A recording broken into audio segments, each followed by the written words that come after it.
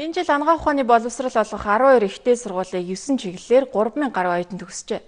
Эдгээр төгсөгчдийн мэргэжлийн үйл ажиллагаа эрхлэх зөвшөөрлийн шалгалтыг энэ сарын 13-наас 14-ний өдрүүдэд авсан. Энэ жилийн хувьд зөвшөөрөл олгох шалгалтыг дэвшилтэт технологи ашиглан шалгалтын хариуг цахимаар шууд мэдээлсэн байна. Шалгалтанд нийт 2530 оюутан тэнцжээ. Энэ жил эмчлэх эрхийн зөвшөөрөл олгох шалгалтын 8707 сорилыг эрүүл мэндийн хөгжлийн төвийн сайтан дээр байршуулсан.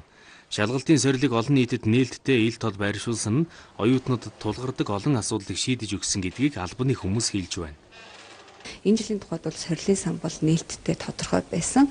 Дээрээс нь бол сорил дээр ямар нэгэн алдаатай сорил бол огт байгаагүй. Яа тэгэхээр мэрэгжлийн салбар зөвлөлөөр бүх сорилуудыг хянуулсан мөн энэ ямар ч алдаагүй сорилоо гэсэн ийм бүтэн дүгнэлттэй оруулалт гарсан. Шалгалтын хариугаа ч гэсэн оюутнуудаас нь төлөөлөл болгож ардталт нь одоо байлцуулаад харуулж агаад тэгээд тэднээсээ шалгаж агаад нэг би баяртайгаа их нээлттэй сайхан элтийн ханзын мапанг лөөвөргүй гоё зохион байгуулагдлаа гэж үзэж байна.